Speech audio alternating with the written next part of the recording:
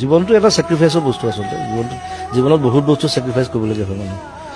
কামৰ কাৰণে কৰিব লাগে প্ৰেমৰ কাৰণে কৰিব লাগে বন্ধুত্বৰ ক্ষেত্ৰত কৰিব লাগে ছেক্ৰিফাইচ মই সকলো ধৰণৰ ছেক্ৰিফাইচ দেখিছোঁ চ' ছেক্ৰিফাইচটো এটা ইম্পৰ্টেণ্ট বস্তু আমনি নালাগে সেইটো নিজৰ কোঅপাৰেশ্যন আৰু কোঅৰ্ডিনেশ্যনটোৰ কথা আমনি লাগিলে দেখোন বেছিভাগ বিয়া নাথাকিলেহেঁতেন টিভি নাথাকিলে